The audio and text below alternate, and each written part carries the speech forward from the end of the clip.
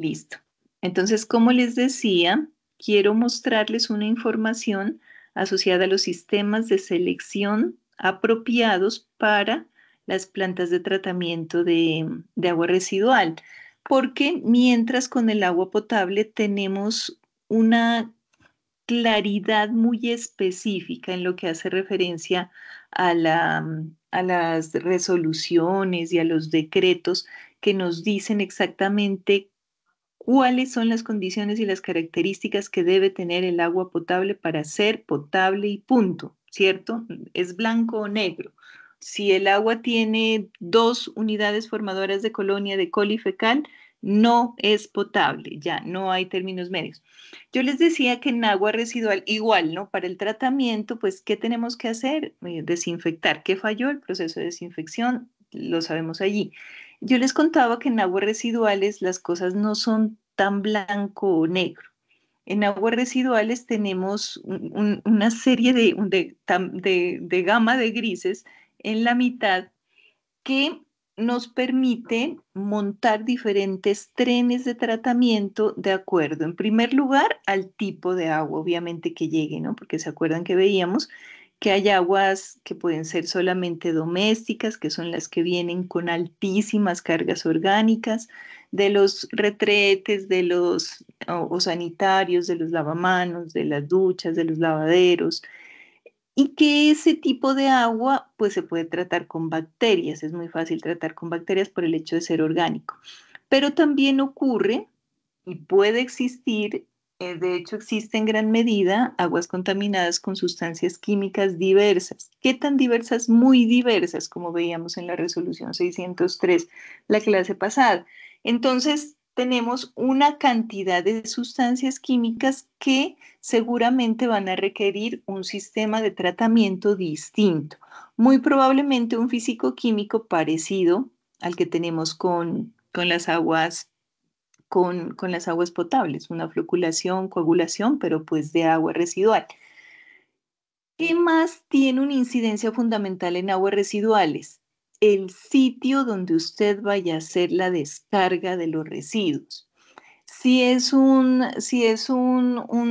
terreno, necesitará un permiso de infiltración o va a ser infiltración.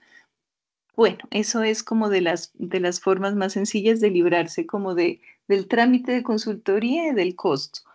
Pero cuando usted va a hacer un vertimiento, que vertimiento se le llama ya cuando el agua residual llega a las fuentes hídricas corrientes, ríos, quebradas, el sitio de disposición es fundamental y determina hasta dónde debe llevar usted su tratamiento.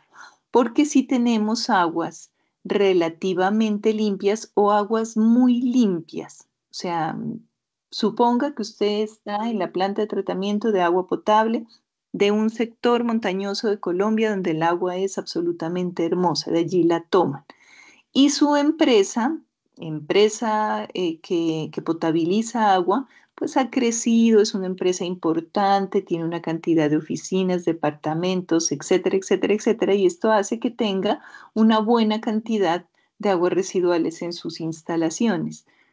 Si usted le da por vertir aguas arriba de la boca toma, pues peor, pero aguas abajo también va a ser complicado porque es un agua que viene con muy buenas características. Entonces las corporaciones autónomas tienen la obligación y en términos generales lo hacen la tarea de hacer una modelación hidráulica de sus fuentes, de sus cuencas. ¿Qué es una modelación hidráulica? Es una modelación a través bueno, no es tan software, es un Excel, es un programa en Excel que se llama Cual 2K, es el programa oficial, pues hasta el año antepasado era el programa oficial de las corporaciones autónomas, donde se meten todas las condiciones o la información de la cuenca y a través del Excel usted es capaz de meter un vertimiento y ver cómo va a reaccionar la dinámica de esa corriente hídrica para ver si es capaz de depurar el contaminante, de diluirlo o si se va a poner peor. Con el ejercicio de balances que veíamos la clase pasada, ustedes se dieron cuenta que puede pasar cualquier cosa con una fuente si recibe un afluente de una quebrada que esté muy contaminada o si no está contaminada. O sea, la dinámica que tienen las corrientes hídricas depende de muchas cosas, de los resaltos hidráulicos internos, del clima, de la temperatura, del oxígeno que se disuelve, de la cantidad, de la flora y la fauna internos que son constitutivos del lecho de ese río, del tipo de bacterias. Mejor dicho, son muchas circunstancias. Entonces, este Qual 2K intenta simular, porque es un simulador, cuáles pueden ser las condiciones. Entonces, las corporaciones autónomas, al tener sus cuencas metidas en este sistema, pues son capaces de identificar o de decirle a usted hasta dónde puede contaminar. ¿Cuál es, en términos generales, la norma? Usted no puede dejar el agua peor de lo que la recibió. O sea, si mucho, tiene que dejarla igual. Entonces, si usted está virtiendo al final por allá del pueblo, donde ya todo el municipio hizo su vertimiento de aguas residuales, hay como 20 marraneras, 3 industrias, en fin, está por allá abajo del río Bogotá. Y usted va a hacer su vertimiento, obviamente le va a quedar más fácil dejar el río como lo encontró, ¿cierto? Porque ya lo encuentra hecho una nada. Entonces, hace su proceso normal y es por eso que ustedes de pronto cuando visiten plantas de tratamiento de agua residual puede ser que encuentren un pozo séptico y un filtro anaerobio de flujo ascendente, que vamos a ver qué es lo que más abunda por todos lados, como puede ser que encuentren un pozo séptico con 3 lagunas de oxidación, al final con un UACB y después con cloración. O sea, es distinto. Eso nos lleva a una pregunta importante y es, bueno, yo qué planta recomiendo o qué planta debería instalar, porque muchos de ustedes pueden entrar a trabajar en este tipo de consultorías. Se me perdió el pedazo de donde se habla de esto en esta plataforma. Aquí está. eh, ¿Qué tipo de proceso es el que sirve? O sea, yo cómo sé qué instalar, por qué todo el mundo pone pozos sépticos, por qué las empresas vienen y recomiendan, y en esto hay una mafia, chicos, es una cosa terrible, pero hay algunas empresas en Colombia. em, no muy éticas que entran, pues tienen mucha capacidad como para llegar a muchas regiones, entonces entran a charlar con los alcaldes y los gobernadores y les hablan cosas muy bonitas y les acaban metiendo unas plantas tan caras y tan inútiles para el sitio, para el sector, porque no es tan sencillo. Entonces, ¿de qué depende en términos muy generales? Esto que muestra la plataforma es lo más general que se debe tener en cuenta para la determinación de qué tipo de proceso necesito. Lo primero, qué tipo de agua, ¿cierto? Para saber qué tipo de agua, pues tengo que caracterizarla. Y esta caracterización no es solamente la caracterización en laboratorio de DBO, de cubos sólidos y grasas y aceites, sino también el origen como tal, la historia, el entorno, yo de dónde es que estoy sacando esta agua residual, qué tipo de proceso me está produciendo esta agua.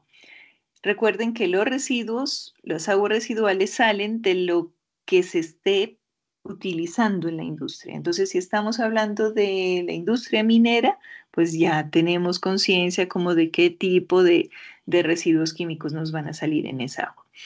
Lo segundo es un diagnóstico ambiental, que recuerden que cuando decimos diagnóstico, bueno, siempre nos acordamos del médico, ¿no? Que es el que nos dice qué tenemos cuando nosotros le presentamos una serie, le decimos una serie de síntomas y nos hacemos una serie de exámenes. Un diagnóstico, la palabra ideal en la parte ambiental para definir diagnóstico, que no quiero que se olviden nunca más, es una fotografía. Cuando a usted le pidan un diagnóstico de algún sector, para hacer cualquier cosa, no solamente un diagnóstico para implementación de plantas de tratamiento, sea potable o residual, sino para lo que sea, un diagnóstico es tomar una fotografía. ¿Qué muestra una fotografía? Una fotografía muestra lo que hay en el momento. ¿Sí o qué? Si usted va y se toma una fotografía en este momento, una selfie con el celular, Eso que ve, eso es lo que hay. Entonces, si mañana se quita el bigote y la barba y se peina, pues ya no va a ser lo mismo exactamente que estaba en la fotografía. En la fotografía tenía barba, bigote y estaba despeinado, o estaba medio dormido, o bueno, quién sabe qué, cómo estaba. ¿Qué pasa con el diagnóstico? ¿Qué es lo que nos sirve para lo siguiente, que es establecer los objetivos y las metas? El diagnóstico tiene que ser muy real, porque si nosotros en el diagnóstico es que a veces nos dejamos influenciar por lo que dijo este actor o este otro, y entonces en el diagnóstico pasan dos cosas. A veces omitimos vainas que sabemos que sí hay. ¿Por qué? Porque decimos, por esa creencia que tiene la gente, pues algunas personas de que no digamos que hay, entonces mejor digamos más poquito, como que escondamos esto, que sabemos que sí hay, pero no lo digamos. Entonces, ¿qué pasa? Que si usted en el diagnóstico no menciona cosas que de verdad sí vio, en este establecimiento de metas objetivos se va a repetir y se va a comenzar a hacer vainas que ya tienen y que no les va a servir. Eso en el caso de que ocultemos cosas y digamos no hay.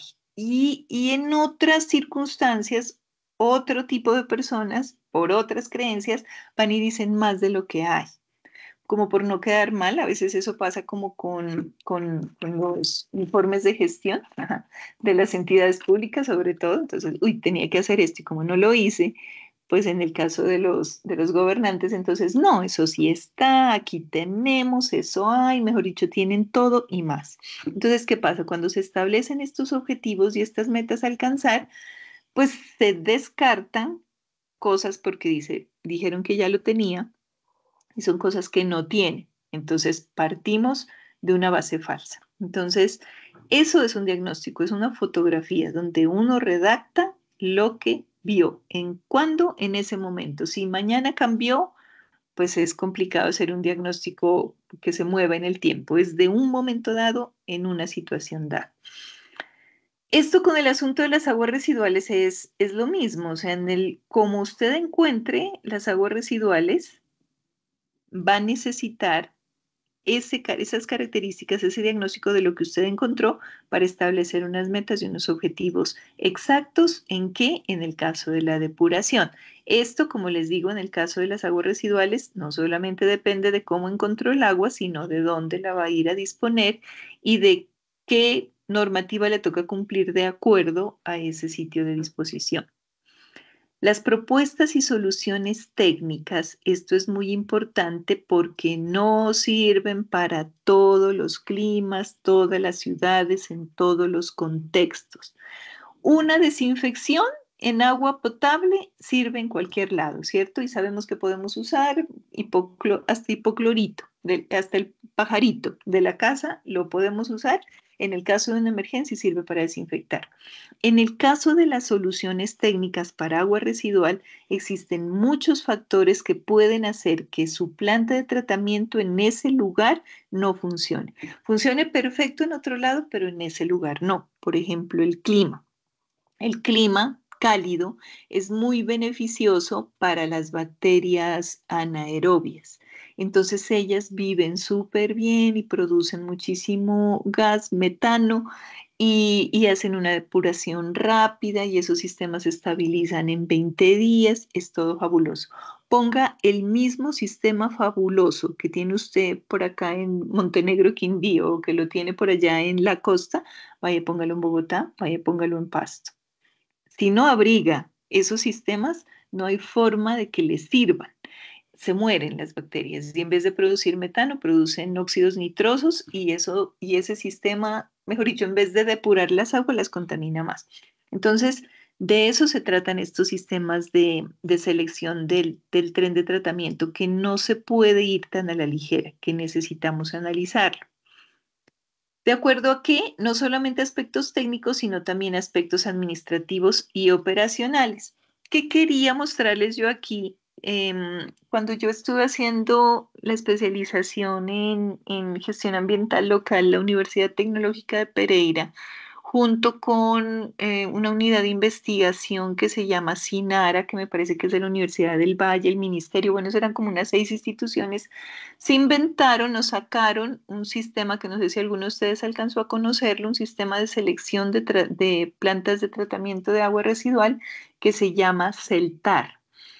No he podido encontrar el documento original del cual partíamos porque fue un sistema que utilizamos muchísimo en su momento, pero entonces veo que le han hecho algunas variaciones. La Universidad del Valle ahora tiene otro sistema de selección, o sea, lo han adecuado y parece que pues de pronto no lo están usando tanto, pero sí me parece importante que ustedes lo conozcan porque, porque, ¿qué les digo? Porque les va a dar una idea bien interesante de, de cómo las cosas administrativas, institucionales, comerciales, de conectividad eléctrica influyen para escoger una planta de tratamiento.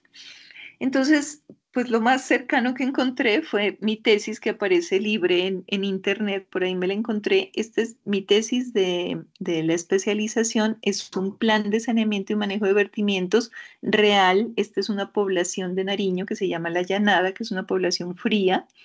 Y en función de hacer esta consultoría, lo hice con la tesis. Lo hice, mejor dicho, hice la tesis para esta consultoría y apliqué esta metodología.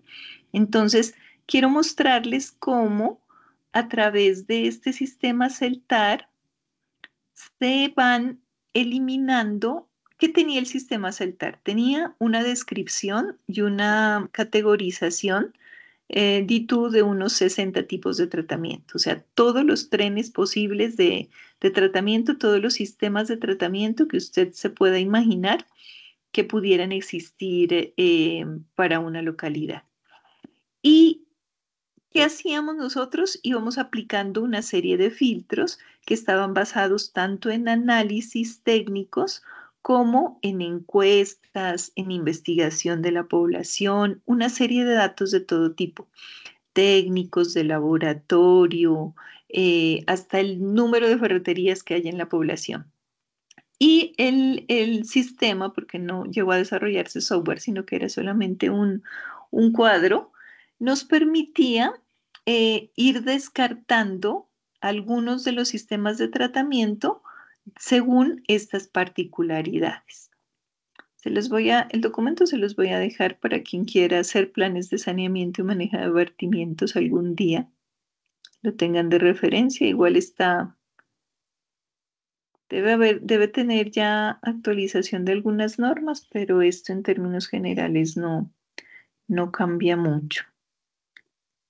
Em, Comenzábamos, este sistema no era para absolutamente todas las poblaciones, tenía un rango de poblaciones en el cual era aconsejable y una DBO, porque se acuerdan que les he dicho que el agua residual entre más contaminada es más viable para tratarla.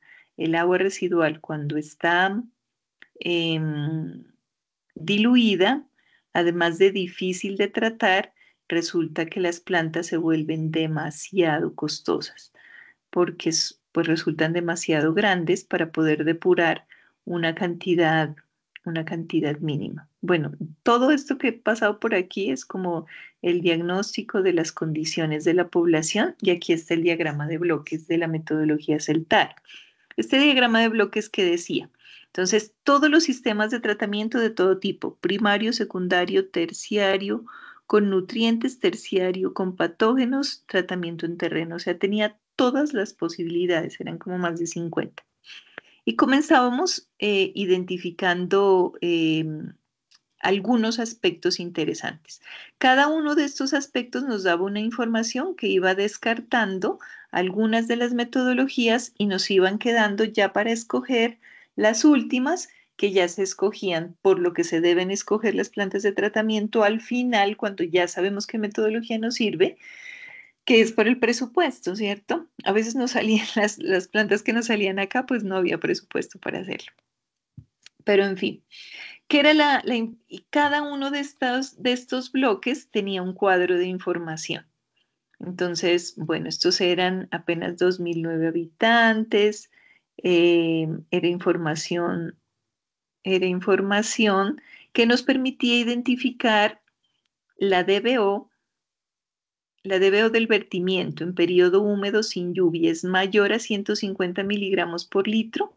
Si era así, era viable utilizar este sistema. Si teníamos una DBO en aguas residuales menor de 150, quería decir que estaba muy diluida y que era mejor que deje así, mejor dicho, que se invente otra cosa para tratarla, pero este no era un buen sistema para tratarlo. O sea, tenía unos requisitos para ser usado.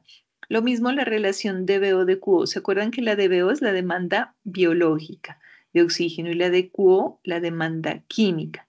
Si era mayor que 0,3, que quería decir una demanda mayor de 0,3, quería decir que las aguas de pronto eran eminentemente industriales o tenían una contaminación por algún eh, mm, componente que de pronto no era como aconsejable para analizarse dentro de estos análisis, de estos tratamientos, de estos trenes de tratamiento que eran como básicos, ¿cierto? Comenzaban con los básicos.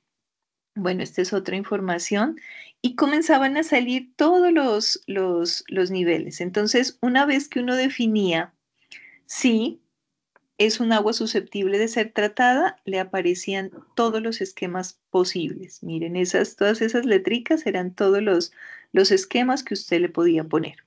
Luego se analizaban y miren, enseguida, o sea, enseguida de saber si el sistema sirve o no, lo primero que se analizaban eran los aspectos socioculturales. En aspectos socioculturales, ¿qué nos interesaba?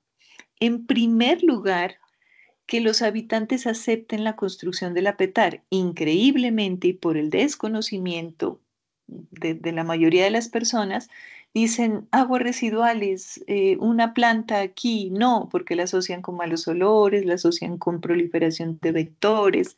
Entonces dicen, no, no queremos plantas, nosotros queremos que nos contaminen el río.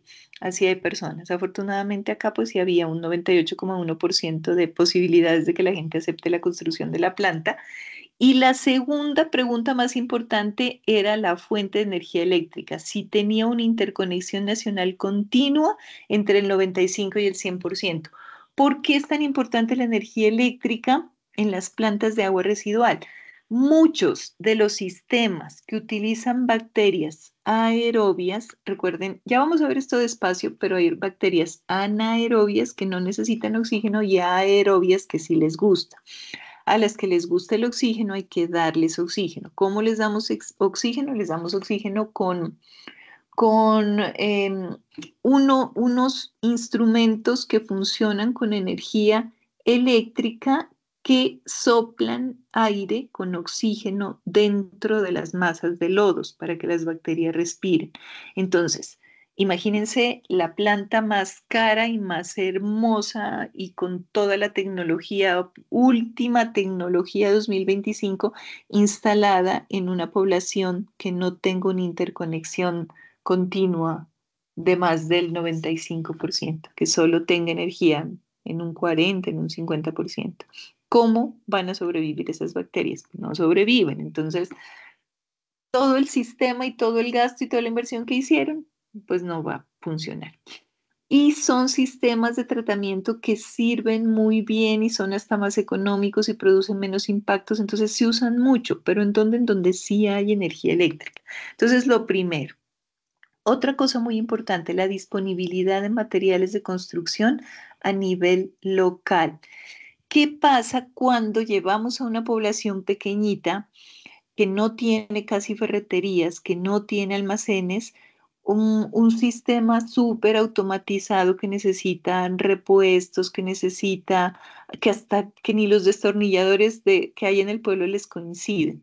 Pues que cualquier daño, por mínimo que sea, por pequeñito que sea, va a costar muchísimo porque van a tener que ir a la población más cercana, a tantos kilómetros de distancia, a encontrar un sitio de reparación. Ahora lo mismo con los materiales de construcción, ¿no? Por ejemplo, en esta localidad que analizamos no era fácil encontrar materiales de construcción, pero el transporte era bueno y se podía salir hasta el casco urbano en Pasto a comprarlo. Disponibilidad de materiales para construir lo que toque construir. Bueno, esto era la categoría, el acceso a los centros urbanos, porque si bien es cierto, pues algunas poblaciones no tienen todo, a veces es porque están muy cerca de las grandes ciudades, entonces tampoco se les puede negar algún tipo de tecnología pues más avanzada, ¿cierto? El otro asunto interesante en este filtro sociocultural era el saber académico. Si en esa población es una población tan pequeña donde solamente hay como un jardín infantil, que es el del Estado, una escuelita de primaria, un bachillerato y se acabó, o sea, ya no llega ni el SENA. Em, si no se pueden conseguir personas profesionales o técnicos, tecnólogos, mecánicos, electricistas, incluso maestros de construcción certificados que se sepa que saben hacer las cosas, también es complicado llevarles plantas con una tecnología pues especial porque siempre van a tener que estar dependiendo de pronto de personal de otras localidades. No quiere decir que por ser poblaciones pequeñas, pues no merezcan que le llevemos un buen sistema. Lo que pasa es que hay buenos sistemas que funcionan de manera más simple. También se analizaban si habían personas empíricas, accesorios, repuestos y materiales, qué tipo de instituciones públicas y privadas. O sea, esto nos daba como un porcentaje para categorizar esa población y esa categoría de población nos permitía reducir en el filtro una serie de sistemas y ya no iban como tantos como nos salieron en la primera etapa, sino que se iban reduciendo. Luego, bueno, este es el resultado de la ponderación y ya seguimos al siguiente bloque que ya es tecnológico. Entonces, mire, comenzamos, comenzamos con la parte sociocultural. Esa es una parte fundamental. Luego analizamos el sistema tecnológico. Y para el sistema tecnológico, pues ya teníamos en cuenta circunstancias muy específicas como el caudal y la temperatura. Hay plantas que funcionan muy bien a bajos caudales. Ustedes se acuerdan que cuando veíamos filtración en agua potable había un tipo de filtro que se llama filtro lento. Los que tenemos en las plantas de tratamiento, casi que todos son filtros rápidos, pero en algunas poblaciones con muy bajo número de habitantes, todavía tienen filtros lentos. El filtro lento trata muy poquita agua por unidad de tiempo, pero lo hace muy bien. Puede llegar hasta depurar bacterias porque pues el agua va pasando por un lecho de bacterias que la va depurando. Lo mismo pasa acá con muchos de los sistemas. Hay sistemas que pueden funcionar mejor en caudales altos, poco tiempo de retención, y hay otros que necesitan que mejor trabajan con caudales bajos. Entonces, dependiendo del caudal y dependiendo de la temperatura, se iban eliminando otra serie de opciones. La temperatura, como les digo, es ideal la temperatura cálida para la mayoría de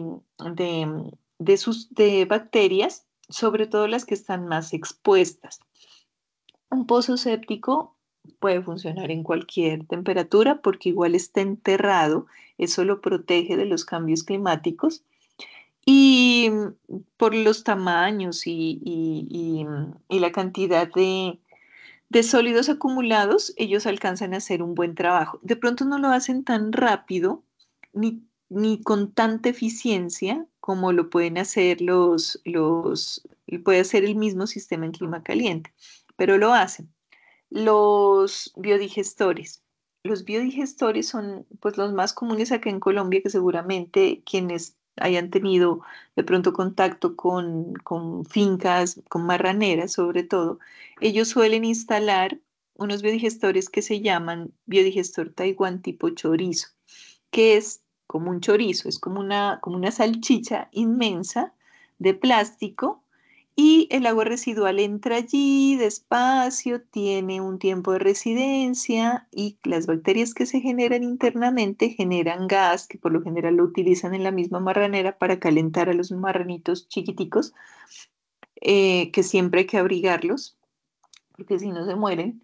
Y el agua sale depurada y suele servir, sale tanto sólidos como líquidos y los líquidos sirven como un abono de riego altamente nutritivo y con bacterias neutralizadas. Entonces son sistemas muy usados igual en clima caliente con muy buenas eficiencias, en clima frío, si usted no los cobija y no los abriga, no le funcionan y gasta su platica. Entonces la temperatura promedio nos elimina una cantidad de estrategias de tratamiento que definitivamente pues no son viables después de determinada temperatura.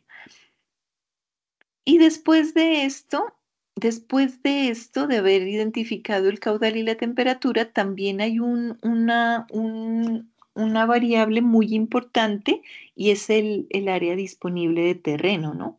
Entonces, usted se va a evaluar un barrio o un edificio o una casa de campo, o bueno, en fin, o una empresa, y le dicen, y usted pregunta, bueno, ¿y dónde tienen pensado poner la planta de tratamiento? Entonces, en el solar. Y usted se va a ver el solar y es de 2x2. Y usted dice, ya, ¿qué área tengo? Como hay otros sitios que le dicen, no, mire, estos potreros de aquí hasta el infinito y más allá, todo eso es un área baldía que no sirve para cultivos, que la empresa no tiene destinado sino como para zona pues como de jardines, entonces ahí puede poner usted lo que quiera porque además está alejado de la población, en fin, entonces usted ya se imagina las lagunas de oxidación allá o los humedales. Entonces, todo depende, qué poner, depende del espacio que usted tenga. Y un asunto muy interesante, pero muy interesante también es el nivel freático. Yo no sé si ya hemos hablado, creo que no hemos hablado del nivel freático en esta ficha. Y es esa cantidad de agua que se acumula en los mantos subterráneos de la Tierra y que va corriendo y se queda, ay, yo no sé si haya por aquí un dibujito. ¿Por qué? Porque es esa agua que se acumula cuando hay montañas, entonces llueve. Ustedes imagínense, esto por aquí está perfecto. Imagínense, imagínense que, pues obviamente la superficie de la Tierra es permeable, permite el paso del agua, ¿cierto? Y en algún momento se empiezan a acumular por el manto, por las capas a ver, la Tierra tiene capas permeables y capas impermeables de acuerdo a cómo esté constituido el suelo. Eso hace que el agua que se infiltre en el suelo en algún momento se empiece a acumular, formando ya sea aguas subterráneas o formando acuíferos que los conocemos tanto porque de allí solemos sacar agua para potabilizar, ¿no? Pero cuando estos acuíferos empiezan a formar como una capa de agua en el suelo, hay ocasiones en que son muy por la tierra, por la tierra que es muy permeable, por la pluviosidad de la región que es muy alta, empiezan a formarse muy cerca del suelo.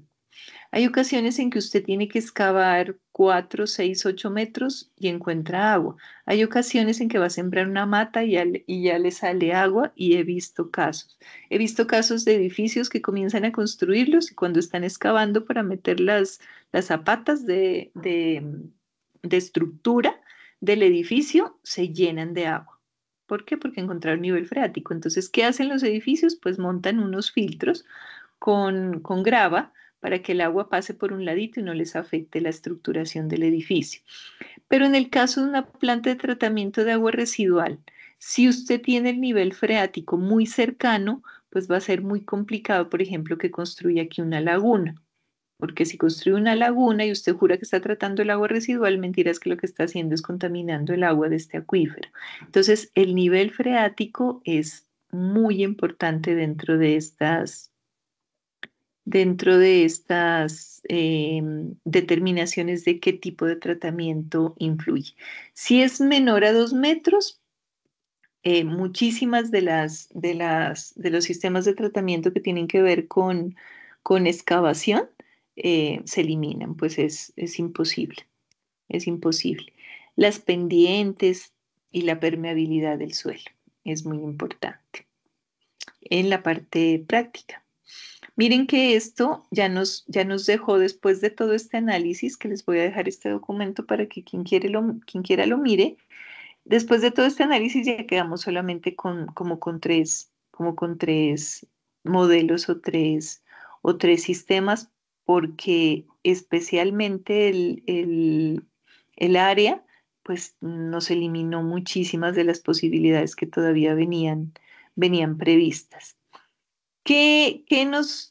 ¿Cómo quedamos al final? Con el sistema P3 que consistía en tratamiento preliminar, que es lo que vamos a ver enseguida, ya nos tocará en la siguiente clase, de rejilla gruesa y rejilla fina y un tanque séptico como sistema primario. Era lo que nos permitía como tratamiento primario. Y como tratamiento secundario, igual, se proyectaba temperatura, DBO que había quedado. Es que todavía no les enseño a sacar remociones. Eso lo hacemos la próxima clase, que estén bien despiertos. Después de sacarle la remoción del tanque séptico, se veía con qué concentración iba a quedar para poder analizar qué tipo de tratamiento secundario, y acá empezaban a salir todos los sistemas secundarios que podían ser previstos. Entonces, habían varios sistemas, por ejemplo, tratamientos secundarios pueden ser filtros anaerobios o humedales de flujo libre o con revestimiento o de flujo superficial, pero aquí influía también el área, no teníamos área para hacer humedales. Entonces nos quedamos por acá abajo con el tanque séptico y un FAFA o filtro anaerobio de flujo ascendente. La vocación de uso del suelo, finalmente, una vez escogido o definido cuáles pueden ser las opciones de tratamiento primario y secundario, se hablaba también de un reuso y aprovechamiento de subproductos, si era posible, porque en los casos en que es posible, pues se promueve el reuso del agua residual siempre y cuando se asegura, ¿no? No podemos reusar aguas residuales en cultivos donde el producto crezca en el suelo, entonces ni papas, ni zanahorias, ni tampoco es aconsejable en vegetales de consumo directo. Se pueden regar árboles frutales o se pueden regar bosques o árboles de aprovechamiento forestal. Tienen jardines, tiene diferentes usos, siempre y cuando la comunidad lo acepte. Y finalmente está el manejo de lodos que dentro de las plantas, si en las plantas de tratamiento de agua potable ya viene siendo un problema, yo creo que en muchos de los videos que vi de ustedes me decían, profe, los lodos tienen la infraestructura para secarlos, pero no los están secando. Mire que me dijeron que los lodos, como no están tan contaminados, los estamos devolviendo a la fuente. Entonces, imagínense el lío. Si los lodos de la planta de tratamiento de agua potable son un problema, imagínense los del agua residual, que vienen cargados de sustancias orgánicas que se descomponen, huelen mal, en fin, tienen que tener un manejo. Y allí, dentro del manejo de lodos como tal, influye una propiedad muy importante que no solamente consiste en el área y el caudal proyectado que va a salir de esos lodos, sino la temperatura del sitio. Pasa lo mismo, ¿no? En clima caliente, el aire es seco, cálido. Ustedes saben que el secado se hace por transferencia de masa del agua de una fase a otra. Entonces, el aire seco, que cálido, seca mucho más rápido que el aire frío. Y lo otro es la precipitación, ¿no? Entonces, si estamos hablando de zonas con alto nivel de precipitación, ¿qué es lo que tocaba hacer? Pues techar el lecho de secado. Entonces, era un sistema bien interesante. Todavía no pierdo la esperanza de poder encontrar el documento original para dejárselos de referencia a ustedes porque me parece que así en este momento de pronto ya no está en uso o será que lo tecnificaron y lo están cobrando, pero no lo puedo encontrar, la verdad. Pierre, que es tan hábil con eso, si me ayuda a encontrarlo, sería maravilloso. eh, para dejárselos como consulta porque es interesante. Me gustaba que además tenía asociado un Excel que de una vez uno le metía los datos de información de DBO, de áreas disponibles, de todo, y él le daba una recomendación de diseño, o sea, una recomendación de medidas y de tamaños, mejor dicho, hasta el hierro le sacaba. Era un documento bastante interesante. Desafortunadamente no está ya disponible, pero si lo encuentro, créanme que se los compartiré. Igual este es un ejemplo aplicado, ahora se los comparto al chat, pero lo pueden encontrar como plan de saneamiento y manejo de vertimientos, la Llanada Nariño. Y tengo todo el derecho de compartirlo porque es un documento mío. Bueno, preguntas de esta parte, preguntas, inquietudes. Queda claro que que el tratamiento, la selección de tecnologías para el tratamiento de agua residual necesita un estudio.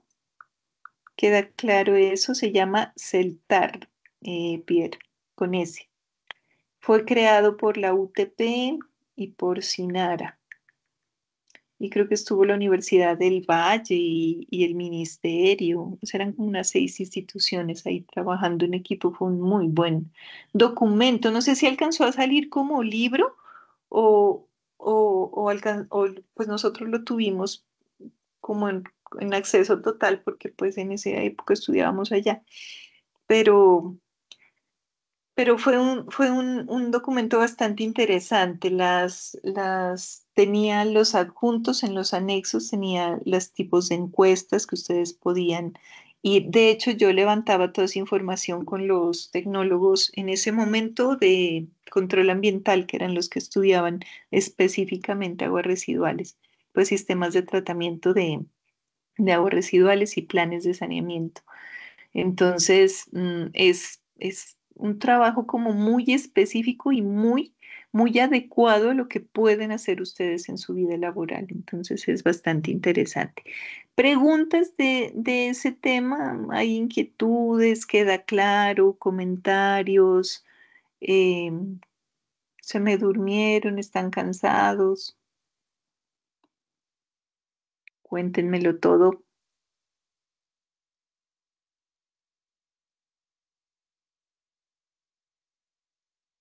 Chicos, están muy calladitos. Bueno, son las 9:40. Díganme, Pierre, ¿me iba a decir algo? Cuénteme. No, que todo claro de mi parte, señora. Que ya estoy Bueno, buscando la hoja. ahí usted es un duro para encontrar cosas. Yo creo que yo estoy segura que lo encuentra. Ojalá, porque no, y todo, todo, todo. Yo tenía un drive con toda la información de saltar y no. Yo pensé que en el correo Misen iba a estar seguro, porque mi computador, que era donde estaba, me lo robaron hace mucho tiempo.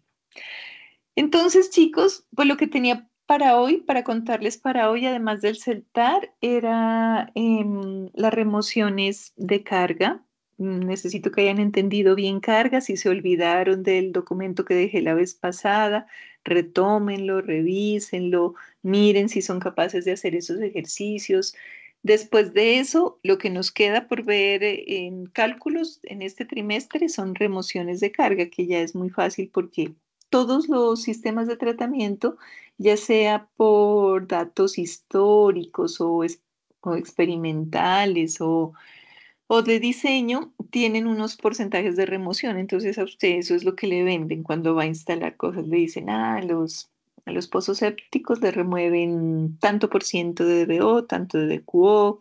Hay cuadros que uno consulta por lo general Antes había una información en RAS 2000, pero acuérdense que RAS 2000 ya no va más. Eh, Hay algunos títulos que incluso no se han actualizado, pero hay otros referentes que nos dicen, bueno, qué porcentaje de remoción podemos esperar de cada uno de los sistemas de tratamiento. Entonces, hay que aprender a calcular los porcentajes de remoción y ya entramos de lleno con lo que son los trenes de tratamiento, que como les contaba, en la primera parte se parecen porque hablaremos de pretratamiento con rejillas. Van a ver que sí son distintas. Estas rejillas son distintas y vienen de diferentes formas, con diferentes tecnologías. Las rejillas y desarenadores, los desarenadores sí son muy parecidos, muy iguales. Se nos aumenta la remoción de grasas y los tanques igualadores que no aparecen aquí, pero que son parte de estos pretratamientos. Entonces, la próxima clase, con todo juicio, adelantamos eso. Y luego veremos tratamientos primarios, secundarios, terciarios, aerobios, anaerobios, todo lo que hay actualizado en el mercado que les pueda servir a ustedes para identificar. ¿Qué me interesa en ese video cuando vayan a visitar una planta? Me interesa que ustedes, de pronto el operario que encuentren, pues no va a tener como todo este conocimiento que ustedes van a adquirir aquí, ¿cierto? Entonces les va a contar cosas muy básicas como, ese es un tanque y ya, ese es el reactor, es que le dicen. Ese es el reactor y ya, por aquí sale el gas. Entonces que ustedes sepan que si es un reactor que esté emitiendo gas, pues puede ser un OSB o puede ser un biodigestor, que el tipo de bacterias que tienes, si está enterrado, son aerobias. Si ustedes sienten un ruido de unos motores que le están inyectando aire al lecho de lodos, pues son bacterias aerobias. Hay plantas compactas, externas, enterradas. Esto es un universo muy interesante, el tratamiento de las aguas residuales. Pero bueno, em, igual tenemos tiempo para hacer las cosas con toda la calma. Fue muy importante lo que hicimos hoy de Soicena. Ensayen, escriban, intenten abrir ese correo y descarguen esas licencias. Eso está muy bueno, que tengan acceso a eso. Ya estoy con pena de lo que les debo del documento que yo hice de lo de los juicios, pero pues el profe no me sube los juicios y ya. Ya si él no me ha subido los juicios hasta la próxima semana, yo les voy a entregar el documento así para que ustedes lo tengan con el rojito ahí para para recordarles que él no ha subido los juicios y que yo sigo acosándolos, pero pues ya es el único. De hecho, ya me valoró las otras dos fichas y a ustedes no. Entonces, démosle esta semanita que de pronto pues tiene razón con que Sofía ha estado muy intermitente. Y además no tenía ni siquiera, el profe no tenía ni siquiera acceso a Sofía con esos juicios. Entonces, pues tampoco es que era toda la culpa de él. Démosle la última semana, si no, la próxima semana les entrego el documento, que como les digo es un documento que hice yo, pero que les sirve a ustedes para tener noción exacta de qué han hecho con qué profesor, qué tienen valorado y qué no. Sobre todo para que tengan en cuenta ese resultado de aprendizaje de Manuelita, que valoró, pero lo valoró en donde no era. Entonces, para que si de pronto la profe de inglés pregunta, o mejor dicho, para que ustedes conozcan de primera mano su situación y no estén perdidos. Eso, chicos. Los dejo entonces descansar porque ya se hicieron casi las 10. Pero, chica, Dígame, Pierre. que me acordé. Bueno, Era para preguntarte si habías podido hablar con las personas del laboratorio de Mosquera para lo de la práctica. Mira que no me han contestado. Yo les escribí y no me contestaron. Voy a volver a insistir como con los jefes. Ah, dale. Sí, voy a apuntar aquí porque debí haberles Debí haber insistido hoy y hoy se me pasó. Apenas tenga información, yo les aviso por el grupo. Listo, Profe, profe. Gracias. ¿Listo? ¿Qué más, Duan? profe, Cuéntame. de mi parte, pues de pronto si usted me regalar el contacto, pues usted me decía que acá directamente el SENA tenía pues lo del apetar, porque pues ya directamente acá de nuestra empresa no tenemos petar, pues apenas está en proceso de construcción, pero pues está demorado eso. ¿Se acuerda que nosotros teníamos el instructor de Popayán que está dando este tecnólogo allá en Popayán? Voy a buscar porque él me dijo que lo que necesitemos y nunca lo llamamos. Si me lo pudiera compartir sería bueno, profe, que yo Voy la a verdad no lo... buscarlo porque Alejandro Popayán, jugos, no, Iván de Popayán. ¿Cómo lo tendré grabado? Ay, incluso en el chat tuyo tendría que estar. Voy a buscarlo, voy a apuntar también acá Popayán, porque allí abrieron este tecnólogo al mismo tiempo que ustedes entraron. Entonces, en ese momento hablamos con el profe y dijo lo que necesiten y jamás nos acordamos de él. Una vez fue que me lo encontré, profe, y no estoy mal, en una charla que estaban dando de parte del SENA. Y sí, él me dijo, pero más que todo estaban en el tema ambiental.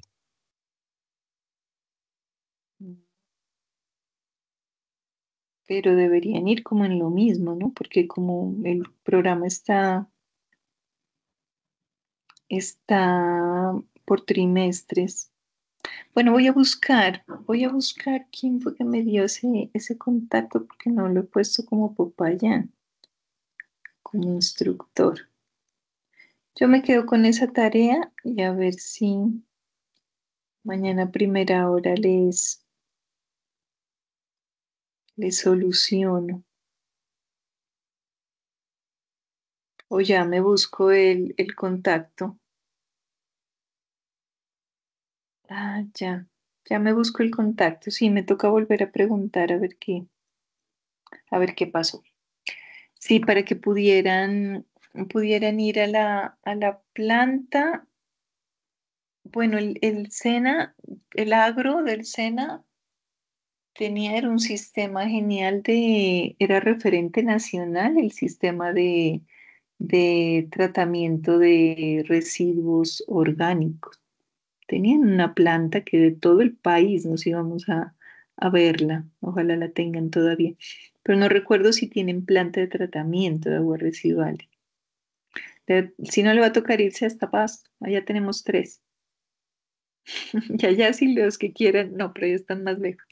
Acá no tenemos planta de tratamiento en Armenia. Pues sí tenemos, pero no está a demostrar. Igual, pues cuando vengan también lo podemos ver. Pero Podemos bueno, ir para, allí sí, dígame, Dubán. podemos ir para carnavales. Ah, puede ser, pero en carnavales no abren. Sí. No, sí, en Pasto se construyeron tres plantas de tratamiento y esas sí están funcionando. No, déjame, ya te averiguo lo de Popayán y lo de Mosquera, que se me olvidó insistirle, este señor no me contestó. Y ya les cuento. Los dejo descansar entonces, chicos. Hoy voy a parar la grabación y ya les subo esta pequeña grabación. Y ya miro si grabó lo